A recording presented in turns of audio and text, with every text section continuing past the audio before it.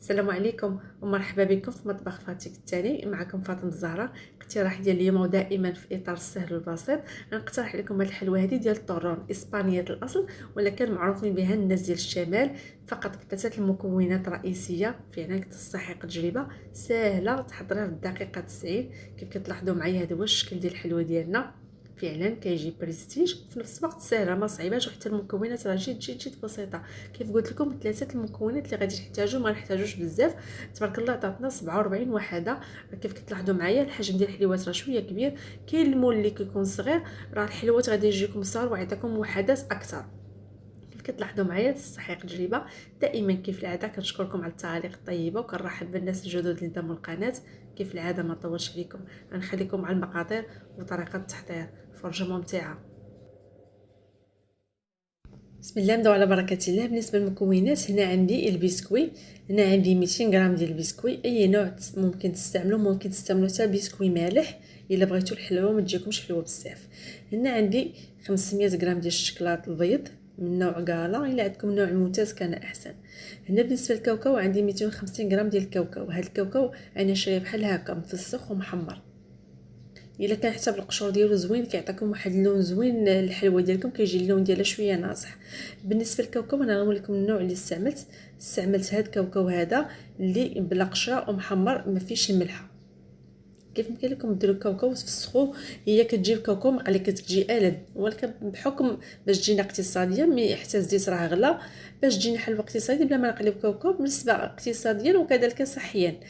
هنا غنضيف هاد المكونات هذه اختياريه ماشي ضروريه، هنا باش نعزز الذوق. هنا عندي الكراميل وعندي الفلو ديال الكراميل وعندي الحليب غبره. علاش؟ لان الشوكولاط استعملت غير نوع كالا باش نعزز الذوق. هادو اختياريين، الا ما عندكمش ماشي ضروري ديروهم. بالنسبه للفلون علاش درتو؟ لان ما عنديش قهوه سريعه الدوام، الذوبان. انا بغيت هذاك الحلوه ديالي يجي اللون ديالها ما تجيش بيضه، وبحكم ان الكاوكاو عندي مفسخ الحلوه غتجي بيضه. البسكوي حتى هو ماشي ناصح. كيف كتلاحظوا انا طحنتو راه اللون ديالو بيض ماشي محمر بزاف، اذا الحلوه غتجي شويه بيضه. كنزيدو المكونات بيجي واحد الحلوه اللون ديالها بني فاتح، وكيبقى لكم الاختيار. انا كنطحن البسكويت طحنته بهذه الماكينه هذه باش بلا ما نعاود نغربلو، لان غرضي البسكوي يكون مطحون منيل بحال هكا، يكون منيل باش حتى ما يتقلش لينا الشوكولاط. الا كانت الحاجه منيله ومطحونه بزاف الشوكولاط ما يتقاش لينا، يبقى ديما خفيف. كيف كتلاحظوا راني طحنته مزيان. عندكم طحانه عاديه وممكن تطحنوه وتغربلوه. انا غنصبر بنفس الكيفيه. هنا عندي غير 200 غرام ديال البسكويت. انا غنوريكم السبب علاش انا ما استعملتش 200 غرام كلها، ولكن ماشي كلكم ما غاديش تستعملوها، غادي تستعملوها على حسب الشوكولاط. لان عندي مشكل في الشوكولاط، غنقول لكم شنو هو المشكل، ولا طالكم بحال كيف طاريه المشكل ماشي غادي تعرفوا كيفاش تعالجوا القضيه. هنا بالنسبه للكاوكاو انا غادي غنطحنو مزيان حتى يطلق الزيت ديالو. هذه الماكينه هي اللي غادي طحنوا. اللي ما عندكمش هذه الماكينه ديال 1 2 3 وواحد جوج ثلاثه، طحنوا في ماكينه عاديه ديال العصير وزيدوا شي معالق كبار ديال الزيت، وخليو الماكينه حتى تبرد، لان ما كاين حتى شي ماده سائله الماكينه غادي تحرق. نطحنوا بشويه ونخليوه حتى تبرد حتى نحصلوا على هذا القوام هذا. ضروري ما تكون الكاوكاو ديالنا بهذا الشكل هذا. ممكن تنقصوا شويه وتخليو الكاوكاو شويه حرش باش كتجيكم هذاك القرمشه وحبيبات باينين في الحلوه. هنا الشوكولاط درته في حمام مريم. هذا السبب علاش ما غنستعملش البسكوي كامل، لان الشوكولاط عندي كنت حليت الباكيه فيها كيلو تقريبا وما استعملتهاش في نفس الوقت. بقات واحد المده بحال اللون ديالو كيتغير، ولا ما نعرف وقيلا لا تحل وما تستعملش. ملي كندوبو ما كيدوبش سائل بزاف، كيدوب شويه ثقيل. المهم انا غنرجعوا الفيديو. هنا غادي نخلط هذاك الفلون كراميل مع الحليب غبره او الحليب المجفف. كيف قلت لكم اختياري، الا استعملتوا الشوكولاته المذاق ديالها زوين نوع ممتاز ما تحتاجوش هاد المكونات، هادو غير اضافات. هنا غنرجعوا الشوكولاط. كيف كتلاحظوا القوام ديالو راه دائما في حمام مريم باش ما يجمدش ليا، بحكم عندنا شويه ديال البرد. لاحظتوا القوام ديالو راه خفيف، راه ثقيل ماشي خفيف عفوا.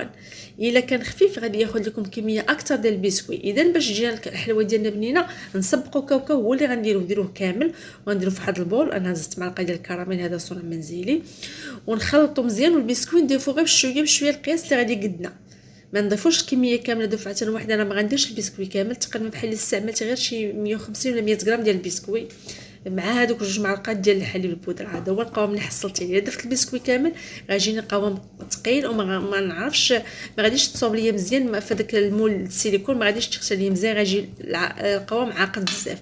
هذا راه تحت منه طنجره ديال الماء باش كيبقى هذاك الشوكولاط ديالنا سايل. انا غنستعمل هاد المول السيليكون بهذا الشكل هذا، باش معروفه هاد الحلوى الشماليه الطرون معروفه بهذا الشكل. كاين هذوك الوحدات اللي تيكونوا كبار، كاين اللي متوسطين، كاين اللي صغار بزاف. هنا غندير بلاطو تحت، علاش؟ باش نكون هذاك المول كنهزو الفوق، ندير ليه واحد هزات باش يتسوى لينا الوجه ديال الحلوى ديالنا. كيف كتلاحظوا ضروري ديك التقيبه خصهاش تكون طالعه الفوق، باش ملي نكونوا نديموليو الحلوى التقوى ما تقبش لينا من الوسط، تبقى ديك الشوكولاط من الفوق او الحلوى تبقى من الفوق حتى هي جامده، لقاش غنديروا الكراميل في الوسط. صافي هنا غتخليوه بحراره المطبخ. الا كنتم مزروبين غديروه في الكونجيلاتور، ما كايناش حتى 2 دقائق غادي تجبدوه، بخصوصا اللي عندكم غير مول واحد. انا في هذا الشكل عندي منه غير واحد. صافي بسرعه كتبدلوه، صافي كديمولوه وكتعاودوا واحده اخرى. ولكن خص الخليط ضروري يبقى في الماء في حمام مريم حتى لا بان لكم جمد، كتعاودوا تشعلوا عليه شويه ديال البوطه حتى يذوب. صافي غنديروا في المجمد وصافي غادي نجبدوه بهذا الشكل هذا. راه صح بسرعه. صافي غنديموليه بطريقه جد سهله. هنا كيف كتلاحظوا المول ديالي راه خليته نقي من الجوانب، باش هذوك الجوانب انا غنوريكم من بعد واحد اللقطه غتبان. الا فيضتوا الكميه او الحشوه كفيتوها على المول غيجيكم الجوانب ما مفينينش مزيان. انا غنوريكم واحد اللقطه كيفاش ضروري نديروا غير القياس، ما نعمرهمش بزاف وما نخليهمش خاويين بزاف. صافي غنحطهم ورق ديال الزبده باش نكملوا لهم الفينيسيون ديالهم. راه كيتحيدوا بسهوله ماشي صعيبه. واللون هنا ما باينش بزاف، هو راه ناصح، لان كنصور لكم هنا دارت الشمس جات الكوزينه عطات واحد الاضاءه قويه كتبان الحلوه باهته، مرات من باهته مره ناصحه. المهم ماشي ها اللقطه اللي بغيت نقول لكم. انا واحد الوحده فيضت ليها بزاف وجاو لي الجوانب، صافي حيدتهم بسهوله وصافي حطيتها. الحلوى صدقوني راه كتجي بنينه وما كتجيش قاصحه. غتقول الكميه ديال الشوكولاط كثيره بزاف، لا راه كاينه 250 غرام ديال الكاوكاو وكاين حتى البسكوي، راه ما غاديش تجي قاصحه، غتجي رطبه. عشان نقول لها الطرون.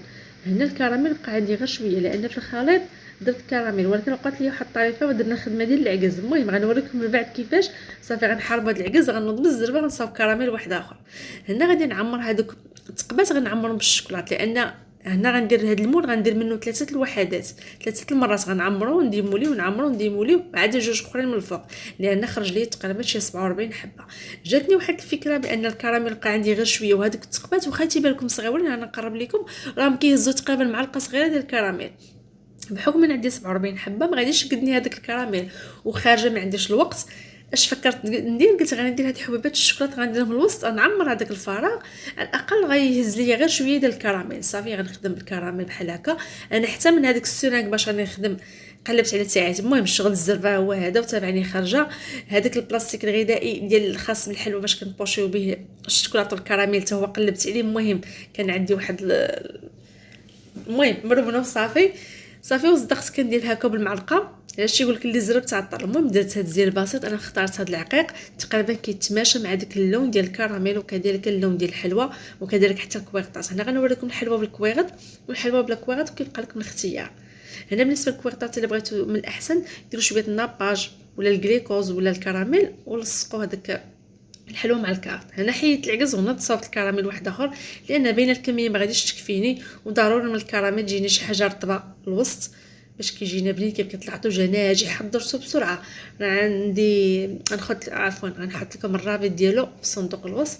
انا كملت الحلوه ديال كامله في الفينيسيون. هنا واحد الشوكولاته باقا كتبان هذيك من الحلوه الاولى، عاد غنعاود نصلح الخطا غندير على الكراميل من الفوق.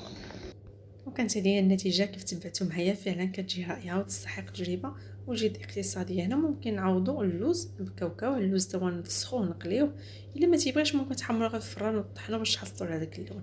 انا نقطع معكم وغادي تشوفوا. ولو ان كميه الشوكولاط كثيره كتقطع بسهوله. الا كان الشوكولاط غادي تجي قاصحه ما تقطعش بحال هكا، غادي تترس، كتجي معلكه وكتجي زوينه. خصوصا الا استعملتوا الشوكولاط خفيف وضفتوا له كميه كثيره من البسكويت كتجي رطب من هكا، فعلا كتجي رائعه. الى هنا كنوصلوا للنهايه ديال الفيديو. كنتمنى الفكره ديال اليوم والاقتراح ديال اليوم ينال الاعجاب ديالكم. استودعكم الله الى فيديو قادم باذن الله. السلام عليكم.